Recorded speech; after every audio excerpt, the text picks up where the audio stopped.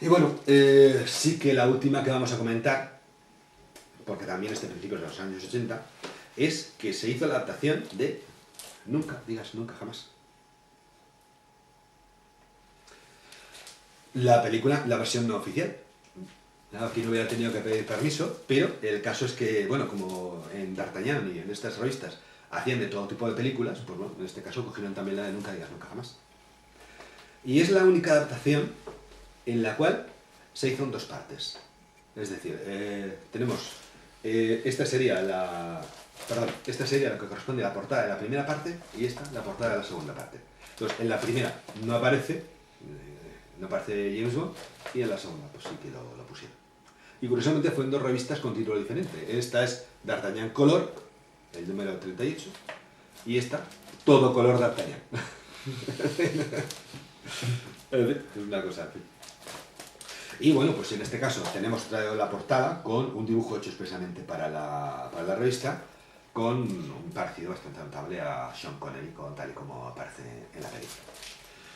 Claro, al ser dos ejemplares, está hecha en dos partes, ya pasamos de 15 a 30 páginas, o 16 a 32 páginas. Entonces ya sí que la historia está un poco más desarrollada, ¿no? Entonces, pues bueno, ya se ajusta más a lo que es la película en sí. Simplemente, pues bueno, da más espacio para poder contar la historia. Y una curiosidad de esta historia, pues es que está contada en primera persona. Es James Bond quien la cuenta. ¿Ves? ¿Entiendes? Sí, es la historia, bueno, con las típicas viñetas y tal. Aquí tenemos el robo de los misiles y tal, como pasa aquí, un dibujo bastante bien, como podéis ver es un dibujo bueno y tal. Este es un principio de la imagen. Aquí, bueno, pues tenemos aquí a Sean Connery en la típica pose que aparece para la película, con Felix Leiter, que la han dejado negro. Ya, no podríamos esperar cualquier cosa. Y aquí tenemos, pues bueno, secuencias de acción de la parte final de la película, cuando están en el norte de África y tal, con los aparatitos voladores y tal. Bueno. Pero como digo, pues está contada, o sea, tú te lo lees, ves simplemente con los bocadillos de los personajes y tal, y es la película, pero en el texto que acompaña las viñetas está contado en primera persona. Es James Bond el que cuenta la historia. Una curiosidad, ¿no? Estudiando la geografía del lugar en los mapas, vimos que había un pozo de agua. Por allí resolví lanzarme. El pozo contactaría con el río subterráneo. Es el mismo que le está contando esto, ¿no? Por lo demás, pues sí que, pues como digo, sí que mantienen lo que es el relato de la película Nunca digas nunca jamás. Vale. Con esto, esta es la última adaptación, digamos, que se hizo en Sudamérica de una película, bueno, por lo menos en las que ya tengo constancia. No creo que haya más. He buscado por si, bueno, hubiera alguna posterior, pero no he encontrado ninguna y no creo que se lleguen a hacer. De todas formas, pues bueno, pido ayuda si alguien conoce alguna adaptación que se ponga en contacto con el archivo 007. En fin. Bueno, habíamos visto que en Sudamérica, perdón, que en Suecia, habían hecho una adaptación de la película Solo para sus ojos. Entonces, pues bueno, de Octopussy. De Octopussy. Bueno, pues de adaptaciones oficiales hemos visto Doctor No, hemos visto Solo para sus ojos y hemos visto Octopussy. Pues de Panorama para matar ya no hay. No paran, no sabemos por qué motivo, pero sí que hay una adaptación que se publicó en España, que es esta, Panorama para matar. Aquí vemos pues, bueno, fotos de la película y tal. Pero que una vez, si nosotros bueno, que vemos la historia, pues reconocemos el dibujo que de las viñetas que os he mostrado antes y que efectivamente lo que se publicó en España es la versión, la adaptación sueca, la adaptación que hizo Editorial Semik, con dibujo al español Maida Gran. Entonces, pues bueno, sí que son pues bueno, unas 30 y tantas páginas de cómic. De hecho, también incluso se permiten el poder añadir unas cuantas páginas más que te cuente historia del rodaje de la película, en fin, y bueno, es una adaptación pues muy bien presentada y muy bien hecha. Pero, como os digo, el tipo de dibujo que tenemos aquí bueno, sí, te va contando todo lo que es la historia de la película, pero es un tipo de dibujo que no me termina de convencer. Realmente, no sé, me parece muy poco trabajado. Probablemente, pues también son muchas páginas, es una obra larga, mm, y bueno, pues probablemente pues tendría un tiempo límite para hacerla, eso ya no lo sé. Pero bueno, vemos que coge secuencias de la película, prácticamente, bueno, está copiada el fotograma de lo que aparece. Aquí tenemos, pues bueno, Roger Moore sí que tiene un cierto parecido. Sí, esta es la secuencia, pues lo que aparece en la primera parte de la película con la Torre Eiffel y demás. Aquí tenemos, y lo curioso es que estas adaptaciones respetan el guión de la película, porque aparecen escenas borradas de la película. Hay una escena eliminada en esta película, en Panorama para Matar, que bueno, después de que ha aterrizado sobre un autobús del Sena y tal, lo detiene la policía y se lo llevan. Lo siguiente que vemos en la película es a Bond con M, pues saliendo en un taxi de la comisaría. Se rodó una secuencia en la cual un policía francés pues examina las cosas que lleva James Bond y empieza a aparecer cosas como, por ejemplo, el reloj estrangulador de Grant, un mechero que saca una llamarada, en fin, una pluma que escribe con ácido, una cosa divertida, ¿no? Pues eso aparece en este cómic. Aquí vemos, pues bueno, aquí vemos a Mayday escapando, a Roger Moore, aquí que lo detienen, aquí vemos este plano que aparece realmente en la película de Thorin y de Mayday, ahí en la que se hace un gesto de complicidad, y aquí tenemos la secuencia de James Bond en la comisaría francesa. Y eso es probablemente pues tendrían a lo mejor una versión primera de lo que es la película, porque realmente, como vemos, hay mucho parecido en lo que vemos en la película, pero también está la secuencia eliminada, con lo cual pues respeta, aparte de lo que es la película, el guión de la película. Aquí tenemos, pues bueno, también, bueno, quiero decir, aunque el dibujo no, personalmente no me guste mucho, pero sí que reconozco que está trabajado en otros aspectos. Bueno, aquí tenemos la secuencia final con el dirigible de Thorin, el puente colgante de San Francisco, en fin, es un trabajo bastante considerable. Podría haber sido mejor a mi punto de vista, pero le reconozco que se ha esforzado en el sentido de mostrar todo lo que aparece en la película y contarnos toda la historia como debería ser una adaptación de cualquier película que queramos tener.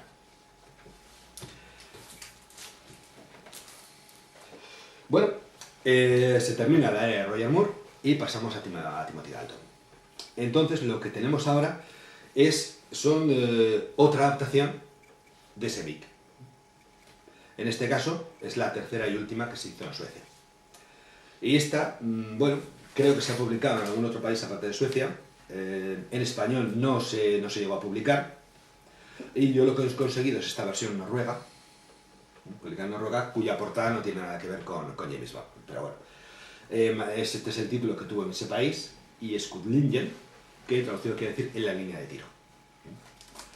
Y este cómic, para todos vosotros, está a vuestra disposición, traducido del noruego en Archivo 007. Bueno, en esta adaptación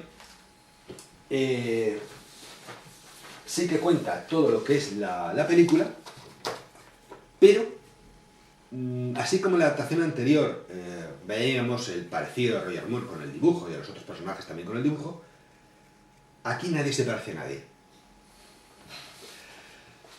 Es una adaptación fiel de la historia, del guión de la historia, pero, como vemos en estas viñetas, los personajes no se parecen. Esta es la colaboradora de Bond, Rosika Miklos, que la película es bastante más contundente. Este es James Bond y este es el Cosco. Como vemos, ninguno se parece a lo que sea el personaje que lo interpretará en la película. Pero, como digo, la historia realmente te cuenta todo lo que pasa en la película. Y eso es, en este caso, no dispondrían de material gráfico, supongo, o no estaría terminada de rodar la película, pero sí que disponían del guión, porque vuelve a aparecer una escena eliminada. Bueno, tenemos, por ejemplo, aquí un dibujo, pues bueno, de la persecución en la nieve y tal, que bueno, como también son 30 y tantas páginas, pues bueno, pues sí que podemos ver aquí una secuencia de persecución un poco en condiciones que no sea simplemente dos coches en una viñeta y ya está, ¿no? Aquí vemos el Aston Martin y el coche de la policía de la Alemania Oriental que le persigue. Y aquí podemos ver la secuencia de la escena voladora, de la alfombra voladora que desapareció de la versión final, a mi parecer con buen juicio, porque quizás una película de Roger Moore, pues bueno, hubiera quedado bien, pero con Timothy Dalton pues queda un poco absurdo, ¿no? Pero está dibujada aquí en este cómic. A pesar de que, como digo, pues bueno, no, el James Bond aquí no se parece a Timothy Dalton. Y aquí tenemos pues realmente la secuencia completa, cuando la pone sobre unos cables y tal, y cómo termina James Bond aterrizando sobre un tipo de motocicleta que pasa por ahí. De todas formas, a pesar del nulo parecido que podemos comentar, sí que podemos decir que la verdad es que el dibujo está bastante bien hecho. Personalmente mejor, para mi modo de ver, mejor que las otras adaptaciones que se habían hecho en Suecia. A mí personalmente esta adaptación, con la cuestión gráfica, me gusta. Entonces, pues, aquellos que la quieran ver, ya les digo que está en Archivo 007 traducida. Y después tenemos la segunda película de Timothy Dalton, que esta volvió a tener una adaptación oficial, la cuarta.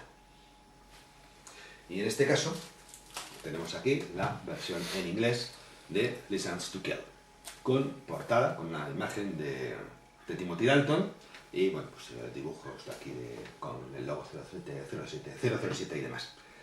Lo que sucede es que por cuestiones de contrato no podían utilizar el rostro de Timothy Dalton en la adaptación.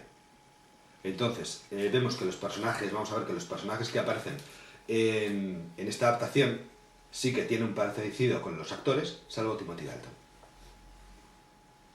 Que el dibujante, Mike Grell, otro dibujante bastante importante, por cierto, de cómics americanos, pues recurrió a la descripción literaria del personaje, con una cicatriz en la mejilla, en fin, de hecho, incluso creo que dibujó otro cómic, aparte de esta adaptación, creo que se llama, que lo tendré por aquí.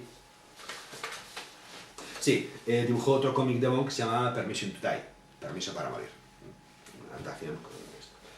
Entonces, bueno, aquí tenemos, por ejemplo, la versión de James Bond con la cicatriz. Aquí se aprecia mejor aquí en esta otra billeta, la que tenemos al lado, y con el mechón que le cae sobre la frente.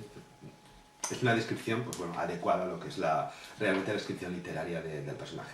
Aquí tenemos a M, por ejemplo, está en la secuencia en la cual, pues bueno, renuncia a su licencia para matar.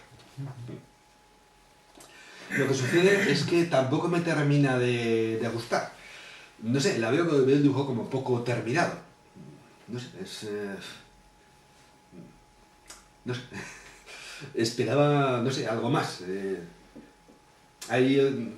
No sé, sí que sé que es un dibujante muy bueno, pero en este caso, no sé, me parece que falló algo y no me termina a mí de comentar. Este dibujo de mí, por ejemplo, está muy bien, pero estos otros, no lo sé, se ve como, ya os digo, mi impresión es como poco terminado, diría yo. Pero bueno,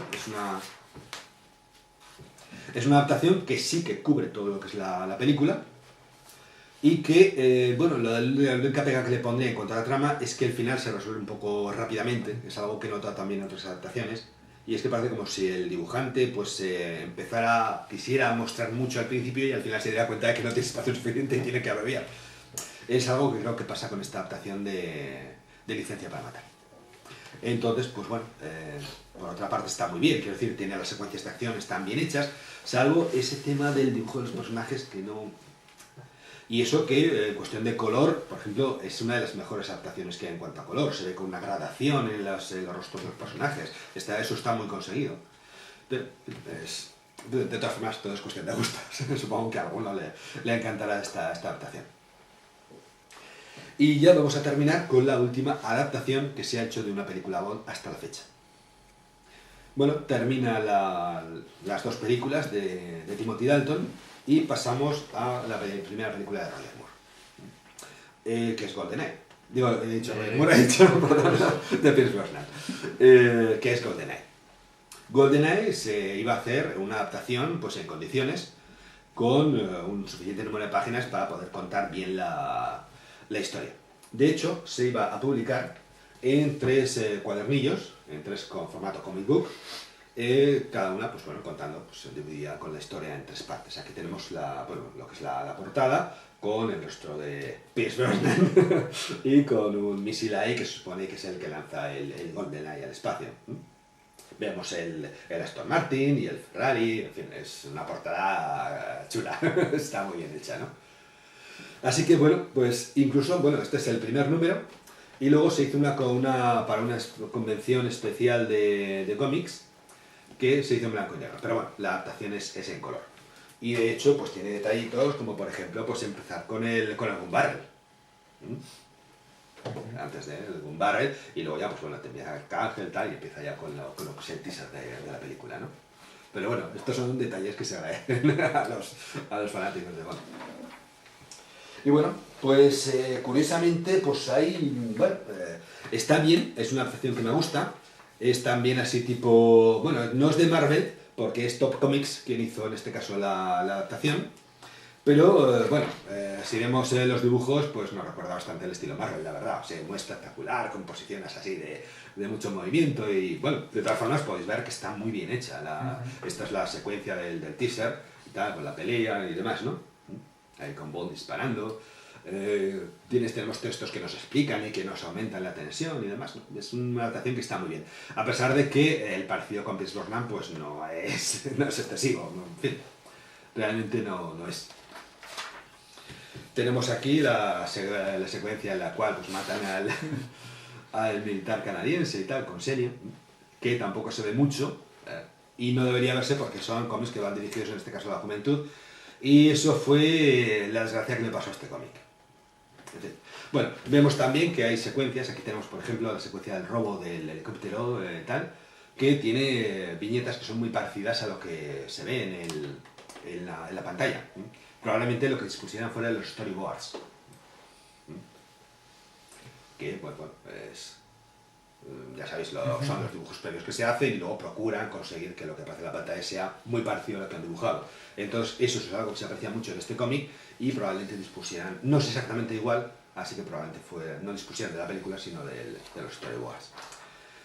Y la desgracia es que solamente se llegó a publicar este número de los 3 previstos. La adaptación llega, pues bueno, coge desde el principio, con la secuencia precréditos y tal, hasta que roban el helicóptero, como hemos visto aquí en estas viñetas, y hasta que el helicóptero llega a Severnaya.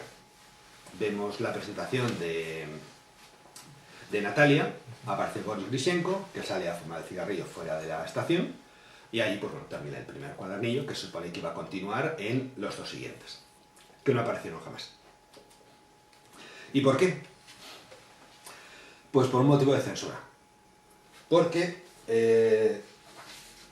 en la siguiente portada, y esta es la primera, y esta iba a ser la siguiente portada. Entonces vemos aquí a James Bond y a Xenia en una pose sexualmente explícita.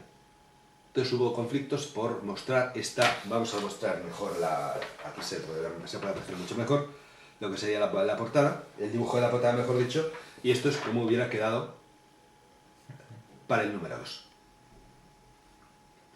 Entonces, pues bueno, como digo, estos cómics, pues bueno, en Estados Unidos ya sabéis cómo son para estas cosas, temas de censura, para la juventud y tal, ¿no? Entonces, pues bueno, pues hubo sus bastantes fuertes con esta portada. Que quizás, bueno, se hubiera podido cambiar. Lo que sucede es que en el interior se mantenía ese tono sexualmente explícito. Como podemos apreciar en estas 2 viñetas, en las cuales vemos a Natalia oculta y a Xenia matando a los compañeros de trabajo de la estación, ¿no? En la cual, pues bueno, se ve con la cara que aparece aquí, y de hecho en el texto se dice que la mujer estaba excitada sexualmente. Entonces, bueno, por todos estos motivos, pues al final, bueno, por entre unas cosas y otras, finalmente no se volvió a publicar ningún número más de esta miniserie de 3 números con la adaptación de GoldenEye. Y esto es lo último que se hizo. Aquí tenemos, pues bueno, os voy a mostrar pues, las 2 del número 2, y este es el dibujo que se hubiera elegido para la portada del número 3, que podemos ver aquí. este hubiera sido la portada del número 3 de esta serie. Aquí vemos a Alec Trevelyan, bueno, pues una secuencia donde estaban prisioneros en la prisión rusa y demás. Pero, desgraciadamente, pues nos quedamos sin tener la adaptación completa de GoldenEye y, bueno, pues hasta la fecha es la última adaptación incompleta que se ha publicado de un cómic de James Bond. Y esperemos, pues bueno, la verdad que vuelvan a coger la buena costumbre de, cuando se estrena una película, pues hacer una adaptación de un cómic de James Bond. Y esta es toda la historia de las adaptaciones al cómic de los films de nuestro agente secreto favorito, 007.